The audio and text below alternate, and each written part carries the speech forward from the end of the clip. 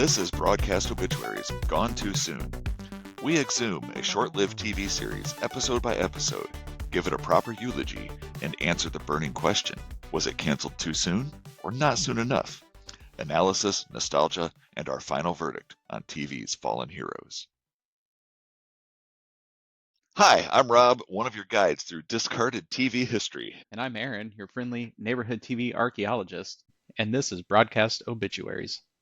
You know, we are watching, this is a podcast about TV shows. We haven't really talked about any TV shows. Are you watching anything good lately? I'm always watching Star Trek in some form. Sure. Old, new, anything in between, except for the original series. I'm watching it. So we just got started on Strange New Worlds. The new season is out. Okay. Really good so far. One episode. It seems like one episode every season's a little tough. They always go for those Q type episodes from TNG, and those are a little bit of a struggle sometimes. But yeah, good show all around. I definitely did read. Hopefully, no spoilers. This was an article I read on the internet, but there was talk of a tie-in to the Trelane episode from TOS, the original series, and I'm not sure how it would work, honestly. But that Trelane theoretically is like a baby Q. Man, I don't know. Yeah. We'll avoid spoilers, but I'm pretty sure that was what episode 2 was from. That's what it made it sound like. It was. I will say that John Delancey does lend his voice. Interesting. To that episode. Cool. So that was John Delancey's awesome.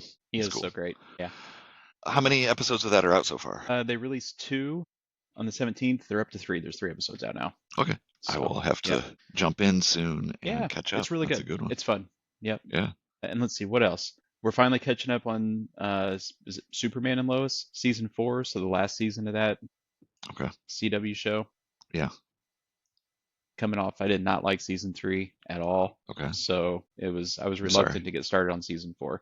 I got you. But my wife told me we were watching it, so we're watching it, and it's really good so far. Okay. Yeah. I have not watched any of Superman and Lois, and I can't remember the last time I watched any of the CW DC shows or anything. We used to watch The Flash. That was the latest, and we never finished that. Yeah. That's well, it goes for like a million seasons, and and plus they all tie in together and spin-offs. So hard to keep crossovers all the time. It got to be too much for a teeny bopper show that we really couldn't. Like, even my teenage sons did not really enjoy it anymore. So it was an easy cut from our show. Yeah. What are we watching? We're watching a show right now, which is a perfect candidate for our podcast here, because this show ran for one season in 2022 and then was canceled. And it's called Sprung, and it ran on Amazon Freevee. And I don't know if it got canceled just because Freevee, like the entire Freevee channel, got shut down and everything got kind of rolled into Amazon. I'm not sure if that's what caused it, but honestly, I love this show and I am very disappointed. We have one episode left. It's a double-length series finale coming up whenever we get a chance to watch it. But I love this show. The premise is that it's a sitcom, and it's a sitcom by Greg Garcia, if you know him. He did My Name is Earl, and Raising Hope. I like My Name is Earl. I didn't watch Raising Hope, but My Name is Earl was fantastic. I loved it as well. It was one of my favorite shows. Raising Hope had the exact same flavor, the same vibe, and this also does. So and it has some of the same characters as Raising Hope, and occasionally some people from My Name is Earl pop up in it as well, which is very cool. He definitely does that as crossovers. Raising Hope had a bit in one of the first episodes where they were watching TV, and there was a guy on the TV who said, and here's an interesting story out of Camden County. Here's a story about a guy who has a list, and do you want to see how it ends? And then someone walks in the room and unplugs the TV so that we never see. And so you never get to see it. We never see how it ends, which My Name is Earl got canceled. We never got to see how that ends. So there are little crossovers between all of his shows. This is about several people who are in prison, and this takes place during COVID, right after COVID starts. So they're in prison, and the non-violent offenders are being released. And they get out. One guy basically they say, hey, just so you know, you're under a protection order. You have to stay in your house. And they're like, we've been in prison. We don't have a house. The prison guard's like, yeah, good luck. And so our main character is basically sitting on the side of the road. He goes home with his cellmate, who is Martha Plimpton, who is in Raising Hope, and they're basically low-level criminals. And she and her son was the main guy's roommate, cellmate, I guess. You're not really a roommate in prison. And right. That sounds too Yeah. cozy. You're cellmates. They go home, and even on the drive home from prison, she tells her son, "Hey, take the steering wheel." And the car is coasting down the street, and she jumps out and she starts collecting boxes off of people's porches, and then jumps back in the car and take off and go home, like literally on his way home from prison. So Jeez. the show, they decide they're going to do crime, and our main guy, who's played by Garrett Dillahunt, who I love, I think he's great, also from Raising Hope, but he's like, I just got out of prison. He did 26 years for selling weed, and because Oh, jeez. in the Yeah. 90s there were That was mandatory huge. minimums, and it was a Yep. big deal, and that's a big part of the show, honestly. But he's like, I don't want to be a criminal. I'm not a criminal, and he doesn't have anywhere to go. So he's like, listen, we're just going to rob bad people, and it's a very funny show. They do crimes, and I love crimes in my TV shows, and they go Glad around you and clarified. yes, in my TV shows only. Wink, wink. Ah, darn it. But all of Greg Garcia's shows have like this feel good element to it. Like in My Name is Earl, he's like making the world a better place. In this one, they do their crimes, but then Jack, our main character, will like he takes his cut of the money and does good things with it. Like in the last minute or two of the episode, you just see something positive happen to someone that needed help at some point in the episode. It's just got a very good feel, like a good feeling type of show. I love it. It's great. The last few episodes, they've been planning a big crime, which they're going to get to here in a few. Oh Well, man, one episode left, only an hour of the show left. I'm very sad, but that I'm sounds loving it. cool. I'm loving it. It's hilarious. Unfortunately, it only got the one season, so I'm very sad about that. But Yeah. 10, 15, 20 years down the road of our podcast, maybe this is the show that we will be able to get to. And, when it's not so new, I don't know about doing new things anymore, but hopefully we can get to Yeah. something like this. That's cool. It's worth a watch. It's a good one. I That can does already sound tell you, good. sadly, I can already tell you it's gone too soon.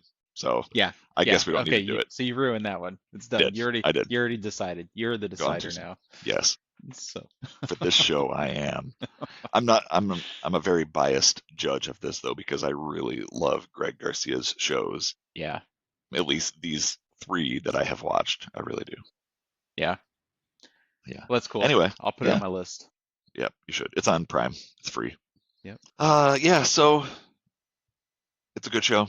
Those are the shows we're watching. What the hell is going on? I also watched a great show called Earth 2, Episode Yeah. 3. Funny. I also watched Earth 2, Episode 3. That's a weird Hilarious. coincidence, isn't it? Really? What are the So odds? strange. Yeah.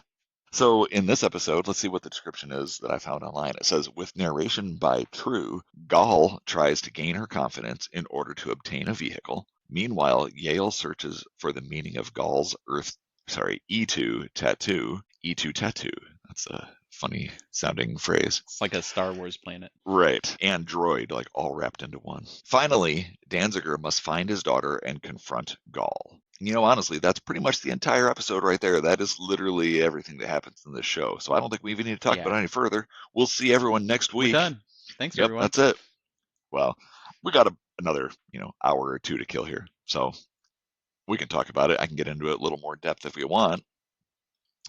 Yeah. So episode starts. It's nighttime. Everyone's asleep except for Gaal, who's sneaking around the camp. He gets into one of the vehicles and he's trying to activate it with voice commands, but he doesn't know the right ones. And he's saying some funny things. Kind of reminds me of the original Spider-Man movie with Tobey Maguire when he's trying to get his webs to go. Go! Go! Go, Web, go! Web go, yes, exactly. And he's making like rock and roll horns with his fingers and Yep. just doing all the different things to try to get it to go. It Yeah. kind of reminds me of that. Yeah. So True catches him, playing around in there, and she asks what he's doing. He says, Just playing with your toys, puppet.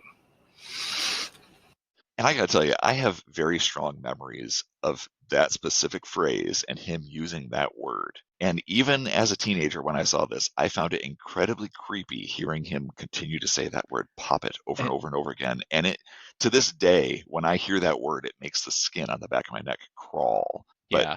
fortunately, it's not like a word that we hear all the time or anything. Right. It's like an old timey word. Yeah. Yeah. It like just in those first few opening minutes or in that scene, they just up the creep factor on Gaul. They're just like they're just like turn up to 100. Go full Pennywise, man. Like we're going for it. Exactly. You know? It's like they said, Tim, we hired you because of your performance in It. we're going to need you to bring that to this show. Okay, we'll give you the script. You got to bring the performance. And this show brings it. This Oh, episode, it does. Like this whole episode is just a creeper vibe, 100%. 100%. This is Gaal's episode of the show for sure. Yeah. So True is narrating this episode as they told us in the description, and she tells us that they're pressing on to New Pacifica and basically how bad her life is. The kids, it's just her and Yuli, just the two of them. They have to wear these wrist locks. They call them, other times they call them wrist alerts, but whatever. It's basically a monitor on her wrist, and it monitors their movements. And they also have to go to school. Ugh. I know. Ugh. Gross. Yeah, I got to tell you, if I crash landed on a distant planet, teaching my kid about geopolitical alliances on a place that we're never going to see again, and that also happened 22 years previously, because we've been asleep for 22 years. I don't think Yeah. Yale has a feed into the current life on Earth 1. Yeah.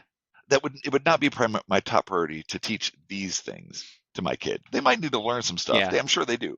But I'm not sure if that's the kind of thing I would be interested in teaching Yeah. them. I had the exact same thought watching that scene, and I imagine it had to have been beyond that 22 years. So I felt like it was Right. almost like an ancient Earth history lesson that will never apply. So I kind of agreed with True in that scene when she was I like, do too. Why do we even care about any of this? Like, we're Yes. not even there Yep, anymore. definitely. But I like what they're trying to do, setting up normalcy for the kids, and True, both the kids are kind of little snots, True and Yuli. Definitely. They both really are. Yeah. And I think we see more of that come out in True this episode, and it really starts with that scene when she's just throwing a fit about everything. One of their vehicles is broken. The solar converter shattered. Oh no. Around the same time, Gaal finds 2 containers, and Devin says they're definitely from their cargo pod. They're food and something else, and the Grendlers must have stolen them, and they found them here. They blame a lot of stuff on Grendlers in this episode, or at least Gaal does. They're going to go look for more, and Danziger says, hey, take your time, because this crystal fuse is missing from a dune rail, and it's not going to move until I can retrofit a new one. I mean, they are full on, like, science-y buzzwords that we have zero idea what they're talking. They could say anything they want there and, make up these engineering mechanics of how this stuff works. The other container that they found has some canisters in it. And Julia, who is our doctor, we haven't talked about her a whole lot yet in this show, but she is hoping that they are vegetables. Yuli wants to watch whatever's in the canister. He wants to watch it grow for a while. And Julia lets him, sure. And Gaal, this new father figure on the planet, warns him to be careful. It's obviously a delicate item. And as soon as they leave, Yuli grabs it off of the table so he can go play football or whatever it is he wants to do with it. I wouldn't trust that kid to be careful with something. No, that part killed me because they were like, yeah, you can watch it, but you got to be real careful. The adults leave, and he picks it up and runs out of the tent. Right. It's just like, what? Yeah, he's a kid. Kids are stupid. So later that night, it's moving, whatever was in there, and it's big, and it turns out that it wasn't a plant at all. It was a horse. It's a very simple mistake. I confuse green produce for large beasts of burden all the time. And with all the old technology that they brought along with them, their cathode ray tube monitors and these dune rails and all these things, I don't know why they did not pack a label maker. You punch out horse, it's 5 letters, Stick it to the canister. print it there, peel the back, stick it on the canister. Now you know this is one you can ride, this is one you can eat. What if they got those confused? Well, you can eat a horse. You're right, which reminds me of one of my favorite lines from Firefly when Jane says something to the effect of, if wishes were horses, we'd all be eating steaks. That's right. You remember that? I do remember that one. Jane was hilarious. It was funny to me that I know they don't have a lot of equipment, but Julia, the doctor, she's scanning these cans that she found in this that have been frozen, and she's like got the one that she picked up that's got the horse in it, and it's a dark green oozy swamp looking type liquid. She's like, I hope it's a tomato. And I was like, you are really not good at this, because there's no way that's going to be a tomato. And also your devices can't scan whether or not it's a living organic tissue or plant based. I was like, they have no hope at this point. There's literally not one thing that would tell you what is in this canister. Somehow you can't scan something or Nothing. whatever. Yeah. And why would there? I mean, it was clearly like an embryo. It wasn't a tomato. Would be a seed. It'd just be a seed. You Right. grow that. Yeah. What if it was a tiger or like a grizzly bear? They just grew it, and the next scene, Yuli's just screaming as this bear eats him alive. We need to introduce some apex predators into this new right. planet. All they have are these little Koba things. We need some grizzlies and polar Yeah. bears. Yeah, Yeah, could be makes total cool. sense. So Yuli names it Pegasus, which I find pretty cool, Yep. as long as we're sticking with the Greek mythology here. I think it's a great name. But I don't know how close we are going to stick with the mythology, because if I'm remembering correctly, Pegasus, the winged horse, flew too close to the sun, and his wings melted or burned off or something. Yeah. And I don't know. I don't think there's a metaphor for that in this episode. Maybe there is later in the series. I don't really remember. Sometimes a name is literally just a name because it's cool. I mean, he's Ulysses, and he kind of went on this voyage across the stars like Ulysses of I didn't the even make the the, connection. the Yeah. Iliad and the Odyssey. Me either. I'm actually coming up with this off the top of my head as I speak. Going on the Odyssey. He went on his own Odyssey. This Ulysses has gone on his Odyssey through the stars. I guess it's not a wagon train, it's an Odyssey. But I don't know if Pegasus is going to mean something more than just this horse for the moment. We will definitely see. Yeah. I think it was fun that they let the kids, well, we'll say Yuli, they let Yuli really play up the idea that it was magic, right? He kept bringing that up. It's because it's magic. He just came out of this canister. Now I've got a horse. To me, also, it was one of the more magical parts of the show to this point. Yeah. To have what I think is now the status quo of the show. But oh wait, here's a horse that literally just came out of a tiny little canister. That's really cool. Yeah. It is It pretty was cool. neat. It was neat. True is having a really tough time in this episode, though. She hates her school. Her dad got mad at her when he was trying to fix the dune rail because she was interrupting him. And now Ulysses has a horse and she doesn't. And every little girl should have a horse, obviously. I know yours does. We do I don't have a not. daughter. You don't? Oh, okay. We do not. No. I thought for sure you had a horse. Well, we had it, but then we had a horse stakes. So Okay. Yum. it's great. Yeah, healthy. Gaal has been observing all of this behavior, kind of like a perv, and also smiling to himself in full-on Pennywise mode, also like a perv. And maybe he has just forgotten how to act around humans, and that other people can actually see and understand his facial expressions, because he is like a full-on creep throughout this entire episode. Yeah. Spending one day at a camp with him looking like that, I would have said he's got to go. He's gotta look at go. this guy. Yeah. He's not okay. Right. Can't There's be around us. something wrong with this man. Yeah.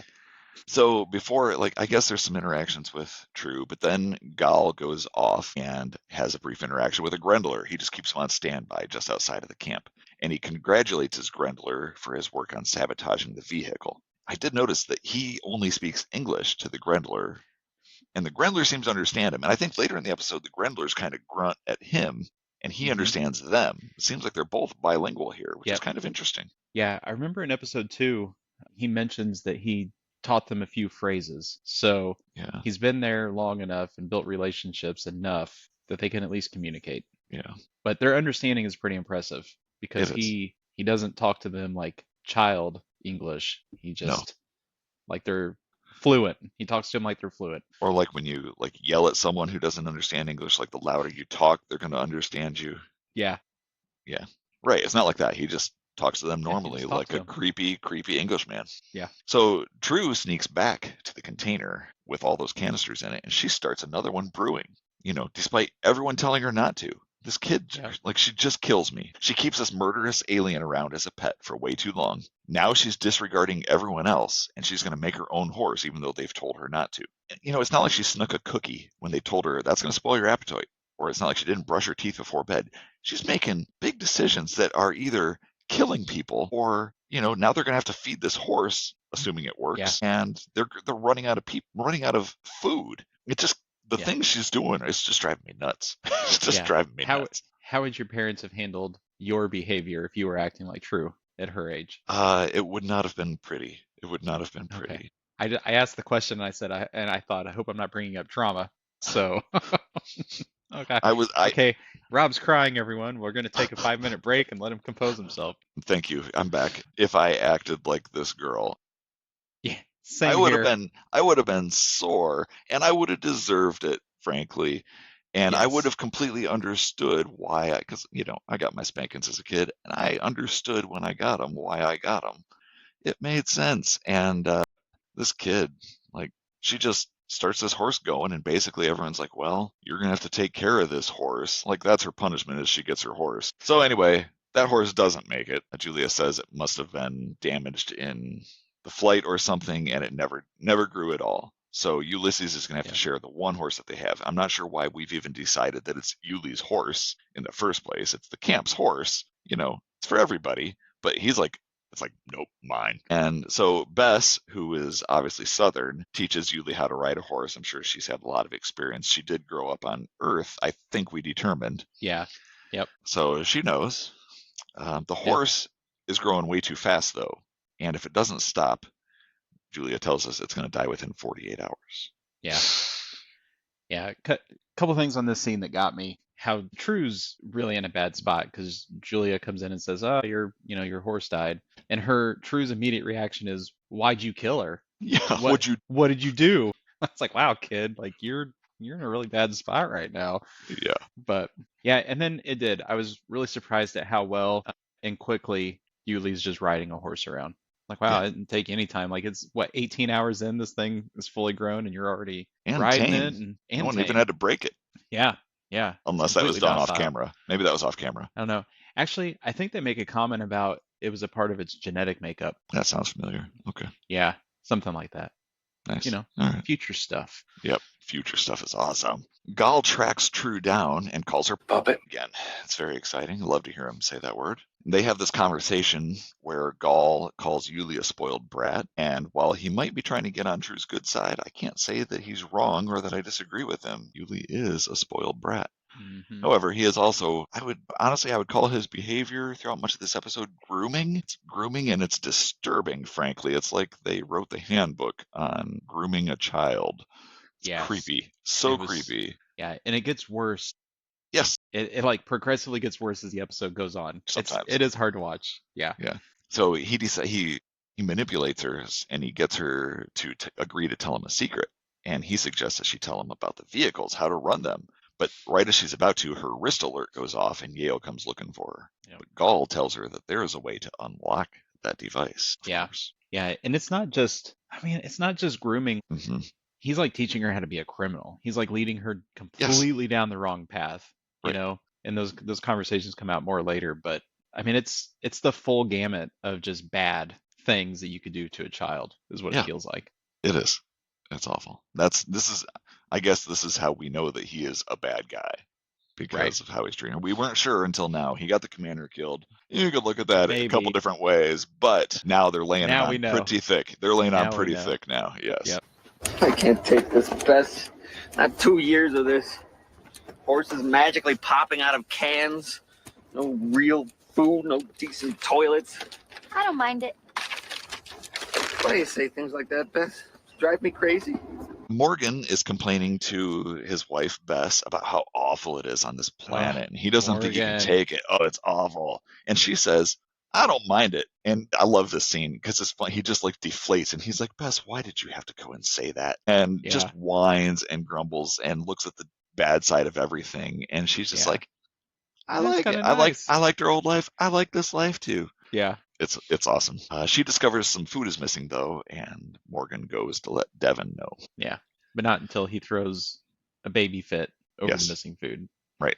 He's just a man child. So he is. I'm surprised Gaal isn't trying to groom Morgan because he could probably do it. We're going to come up on something in a couple minutes that I think definitely proves that. Yuli discovers some sores on Pegasus and calls for Julia, and she says, he's growing way too fast. Skin can't keep up with regenerating itself to keep up with the growth, and she's got to figure out how to do something with that pituitary gland that hasn't shut down. It is still going. She's got to help him age normally. She's got to figure it out. While Yale and Devin discuss the missing food and the whole Gaal problem, and they kind of just say, that they would need a good reason to leave him behind. It's, Yale, they're definitely hinting around the fact that they don't want him to come with him, but they can't just be like, yo, hit the trail. Yeah, you got to go. Yeah, and we get to see a little bit more of Yale's cyberneticness, if that's a word, here as he starts scanning with his implants, looking for Gaal's face in his memory banks, or whatever that is. I'm pretty sure he's not online with like a central server. They're 22 light years away from Earth. That's got to be gone. But it's whatever is in exactly in his head or his implants or whatever. Gaal works on True some more and keeps on grooming. and she finally tells him how the vehicle works. But then it doesn't work. They hop in and nothing turns Yeah. on. Vehicle start, damn it! Move! He starts screaming and cursing at the Yeah. vehicle, and he's kicking Siri, start the vehicle. Siri, drive. it. Siri, Siri, what is going come on? Why does on! this thing listen? Yes, why won't it work? Danziger interrupts. He takes her to bed, puts her away, and she immediately, as soon as he dozes off, she gets up, takes off her wrist alert, and sneaks out. And she steals the horse. And she goes off, rides over to meet Gaal, and says, I passed the test that you gave me. Again, grooming. Yeah, Creepy. 100%. Yeah. Yeah, I wanted to go back because there's a conversation when Yale and Devin are talking about leaving Gaul behind, and seems like it's the first time that they've confirmed what Danzinger's been telling them, that Gaul's obviously the problem, and every time something comes up missing, they're like, and I suppose Gaul's just going to say the Grindlers took Right. it. Yeah. So, and it's like it took you that long to put that together. Like you met this guy like 4 days into your trip on this planet. He's been with you for a week and a half. The Grindlers have stole how much of your stuff, and Yeah, you're just since he now showed up. connecting the dots. Yeah, and you're just now connecting the dots, and you're like, well, we need an excuse to leave him behind. Just leave him. Just leave him. Just leave him. ditch him. Yeah. Yale goes in to talk to Morgan and ask him about the E2 program. And this is that conversation I was talking about that would show how Gaal could be grooming Morgan. But Yale just very simply says, well, you were so very high up in like he kind of butters him up a little. You were very high up in the system there. And he's like, well, thank you, Yale, which is funny because just last episode, we saw that Morgan is terrified of Yale. Yeah. The whole Yale program, but he's like, well, thank you. And it takes just like a minor compliment to like that's all he turn his needs. whole attitude around. Such a pushover. Yes. So he asks him about the E2 program. Morgan's like, you mean the sanitation system? And that's not what Yale wants. But then he comes back to that and it makes him wonder and start digging in a different direction. Meanwhile, Gaal and Danziger are having a very passive-aggressive conversation about vehicles and personal space. And Danziger eventually tells Gaal that he's locked that trans rover onto his own voice print for safekeeping. So True can no longer drive it. Gaal will never be able to drive it.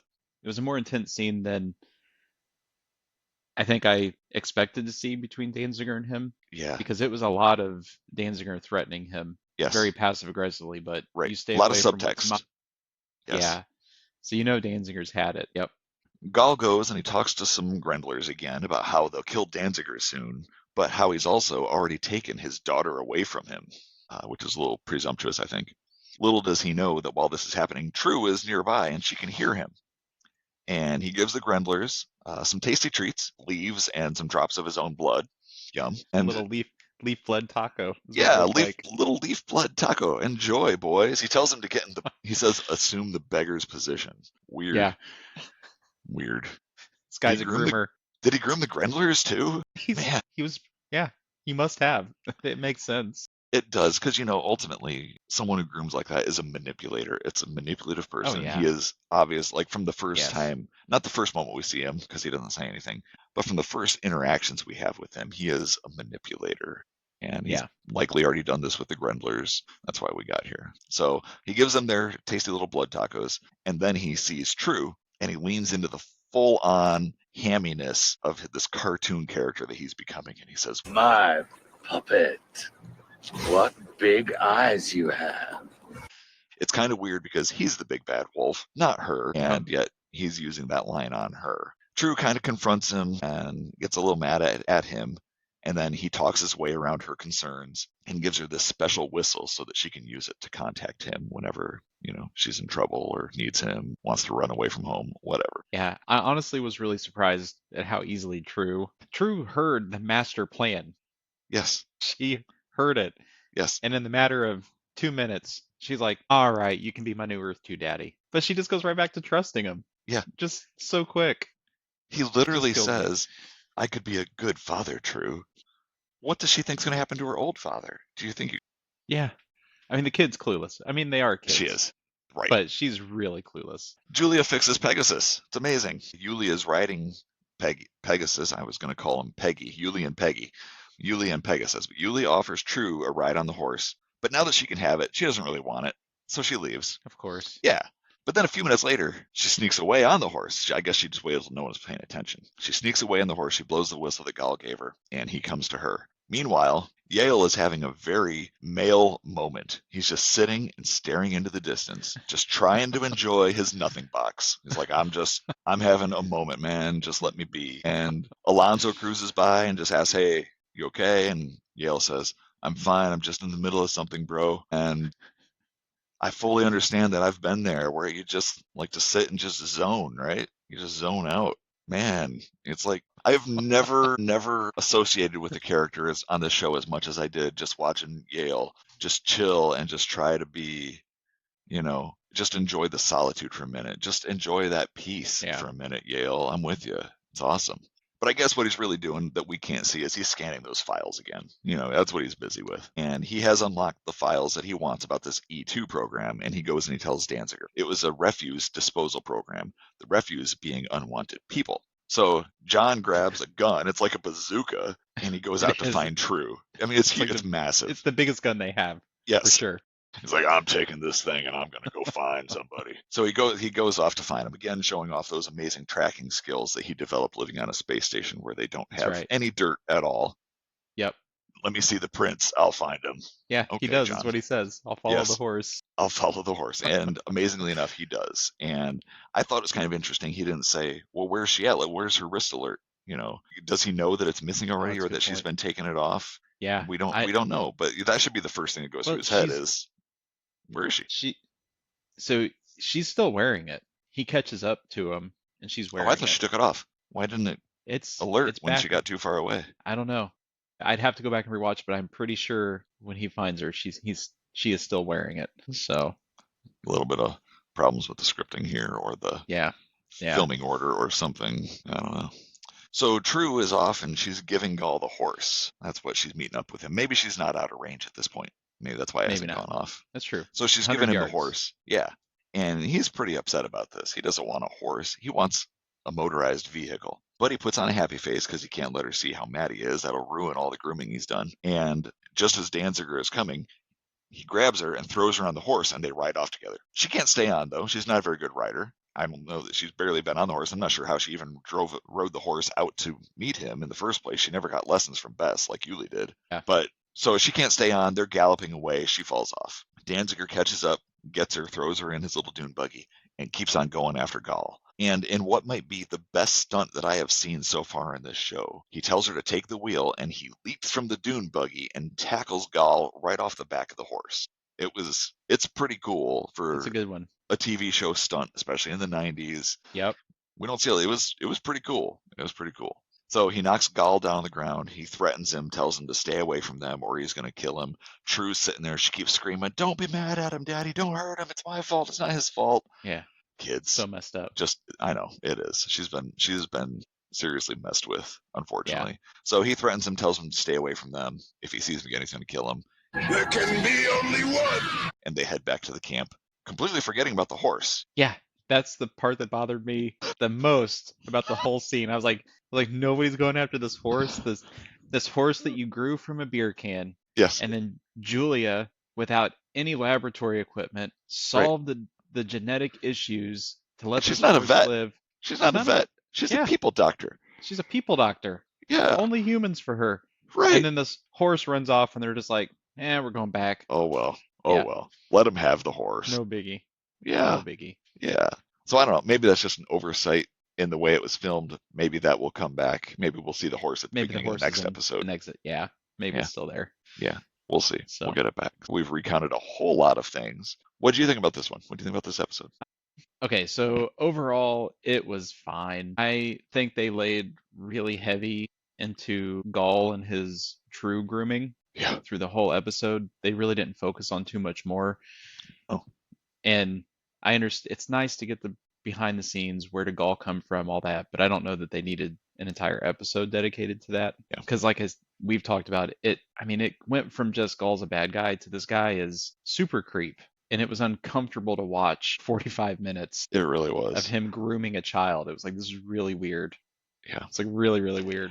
I don't know if, in the mid 2020s, we just pay more attention to crimes against children than they did in the 90s, and we're just more sensitive to it now. Could be. Or maybe it was just as creepy back then. I don't know. As a teenager, I I don't know. obviously didn't look at it through the same eyes as I am now as Yeah, an adult who has kids of my own, and true. it's. Yeah, I'm sure I did not look at it the same way, but it's yeah. uncomfortably creepy. I mean, I wish they would have split some time. I thought they were going to a couple times because they talked to Alonzo, and remember at the beginning of the episode, Alonzo's driving his little buggy, and Yeah. one guy, random dude at the camp, is like, "Man, that Yes. Alonzo guy's really creeping me out." Yeah. Because he's just driving around the camp, never talking to anybody. And then there's a scene with Julia where she makes him a leg brace because he's going to have to start learning to walk again because that broken leg's getting better. And he throws the weirdest fit, like, "What? I got this dune buggy, and what are you going to make me walk to New Pacifica?" And I wish we could have gotten a little more into Alonzo's story. They wanted He's one to. of the more intriguing characters to me that we have Hmm. not seen yet. Yeah. Yeah. Yep. And they just So tease little things. I agree. I will get to him in just a second here, but the title of this episode is called Life Lessons, and I'm really not sure what those lessons are supposed to be or whom they are for. This is definitely a True centric episode here, True and Gaal really, but I don't think she's Yeah. learned any lessons in this episode. She might learn them later because of this, but I mean, she's getting groomed by this creep the entire time and only breaks away from him because her father rescues her at the end. She steals a horse. She tries to create another horse when she's told not to. She gives secrets away. At no point do I see her realize a mistake or express regret. To me, those are lessons, and she did not She just show keeps that at repeating all. the same Yeah. mistakes. So Yeah. I don't know why it's called Life Lessons. Maybe it's because they created life out of a can. Maybe that's it. I don't know. I do like this episode, despite the poor name and despite all the grooming. It is creepy, but I do like how we see how evil Gaal really is. We see his deviousness and his manipulativeness. But I do think, to me, I think leaning into Gaal so much early in the season like this is one of the weak points of this show. And I am very excited to get rid of him and to move on past him so we can explore the characters that we came to this planet with and the people that we have in this group. I would much rather see these characters than Gaal as the outside character. So they've Yeah. booted him from the group, and I haven't really paid too much attention to how things are listed in the credits, but I did notice that he's listed as special guest Tim Curry. So he's not a regular member. So he's not sticking around the whole season. I think I'll read us our recap from the next episode here and at the end. He's mentioned again. He's in the next episode. I have a feeling that is the last episode he's in. So we will then That'd be get interesting. 18 or 19 episodes after that without him. Without him. And I'm much more eager for that. To me, Alonzo is one of the more interesting characters on this show that Yeah. we have barely touched. Like he and Julia, I think, are going to be cool. Yeah. And I'm interested in them. You know, we've seen a lot of Danziger and Gaal and the kids. Honestly, that's about it. We saw a lot of Devin Adair back in the first episode, the pilot. She's had very little screen time in the last two episodes. We've had probably more Yale than we have her, and she's kind of leading the show, right? So I'm very interested. I like Tim Curry's storyline, the Gaal storyline, but I am ready for it to be over. Yeah. And I want to explore Earth 2, not Gaal. Earth 2, the planet and the people. Yeah. Yeah. I'll still stick to it. It was a fine episode. I don't think I could take it or leave it. I wouldn't watch it again, this one. And I kind of with you. I wish they would have just taken Gaal's. They could have done a slow drip through the season with Gaal's story, and they could have used it as a bigger climax towards the end while they were telling other stories along the way. But to dedicate episode 3 to this thing, and I didn't even realize he was a special guest. I thought he was going to be in the entire season. So now you have an entire episode. Sorry to break it to you. Yeah. So now I kind of like it less. Yeah. Yeah. That would have been an interesting way to do it, is bring in this outsider and be part of your group the entire season while sprinkling in just little hints of his story throughout instead of just packing it all into this one episode right at the beginning. Yeah. Right from the start, we're hitting him heavy, and then he's not even going to stick around. And he's not even going to stick around. Ugh. Yeah. I know. I think I read he's in 4 episodes, so we've seen 2 full ones. If they count the pilot where he's in it and he waves, that's 3. The next one should be the last one. That's it. His hand counts. Right. Yep. That was a hand wave. Yeah. What else do you think about this episode? Do you have any other thoughts? Anything stand out? I don't know. I mean, I think for me it was a one-trick pony. You know, I found myself getting drawn to my phone while I was watching it. I was getting a little bored with the grooming stuff. Mm-hmm. The only times I started paying attention is maybe when I would see Yell or Alonzo or somebody else on screen. It would kind of bring me back in. So I think it was a little heavy. It in one direction for me. I like a little variety. So, Yeah, I agree. I'm with you. I liked the episode overall, like I said, but I don't disagree with what you're saying. yeah. That's for sure. Yeah. Yep. What if you were watching this show in 1994 and you got through this Good episode? question. What are your feelings about this show now? Okay, so if I am my current age in the Yeah, 90s right now. watching it Right now, now, you just turned the show on. You've watched the pilot and the first 2 episodes after that. Now, the I last don't one know. being this one. Yeah, I don't know. It's tough because I could have left it. I probably could have left it after this episode because I think the focus, like I said, I keep saying the focus on Gaul and that being the whole story. I would have been like, I don't know, this show is just going to be about this. Then because I'm there to see the exploration and the discovery on Earth too, and I really want to meet more of the people there. And like the last episode was very Gaul focused. So at this point, I'm like, okay, he's the star. He's the one we're supposed to watch. How much do I really care about him? I might have tuned in for episode 4, just hoping that I get more, but I don't know. This one was a weird one for me. I think I probably would have watched this one through the end and then been like, okay, they've kicked him out, so he's no longer trying to manipulate their group. He's no longer trying to take over. He is no longer a part of it. Now, Yeah. thank goodness, I'm glad. Now I will tune back next week to see where we're going. Like this one, I would have tuned in not because of this episode, but in spite of this episode. I got I you. would because of the ending, I'd be like, okay, He's we're out. on the right so track. We're on the right track. Yeah. I can watch this. Yeah. But I definitely, like, I'm frustrated watching this. Like, that type of behavior kills me. And if they left him as in the group after an episode like that, I'd be like, I just can't do it. I can't do it. Yeah. Because next week we're going to be talking about episode 4 called Promises, Promises. Yep. The original air date was Sunday, November 27th, 1994, with narration by Alonzo. I'm excited about that. Lee's health severely deteriorates as the Terrians suffer under Gaal's use of shock collars on them.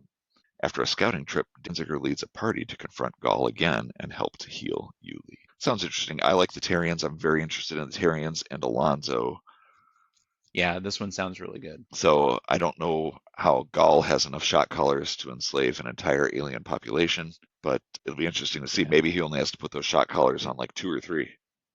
Yeah, if you control that many, you might be able to control more. All right. Well, let's wrap this show up. All right. Well, thanks for listening. I have been your host, Rob. And I'm Aaron, and we really appreciate your time. Come Thanks a back lot. for episode 4, Promises, Promises. Cool. See you next time. All right. Bye, Poppet.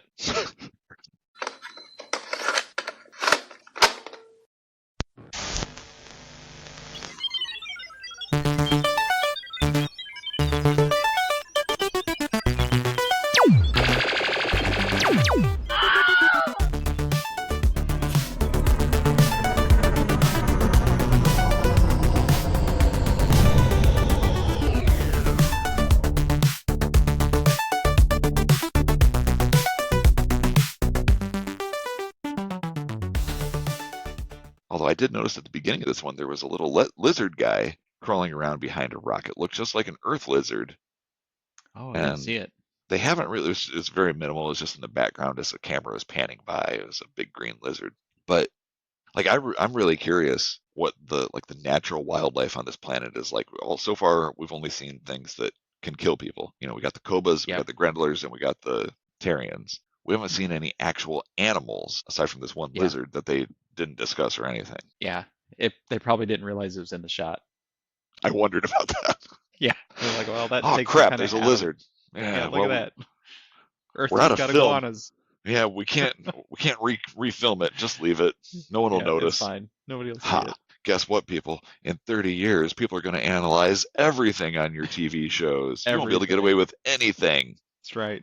I heard that's why it was canceled, because of that lizard. That lizard, that makes people total realized sense. they weren't on Earth too, and they were done. Yeah, it's just Colorado. Who knew? Just Colorado. They got lizards in Colorado? I have no idea. I really don't even know where they filmed this thing. It's probably California. They got lizards in California. You're right. Could be. Primarily filmed in New Mexico. The internet says. I believe they probably also have lizards in New Mexico. Sure. Guessing. Yeah. I'd believe it. Yeah. Cool. Vehicle start, damn it! Horse being born out of a plastic bag, that was just neat. It's just a garbage bag. Yeah, it reminded me of one of my when my cats get stuck in a plastic grocery bag and they can't get out. So then you just see their little paws kicking up on the bag. Yep. They got their head stuck in the handle and they don't know what to do. Great. Hey, what about how about that Morgan in this episode? Like literally every time he's on the screen.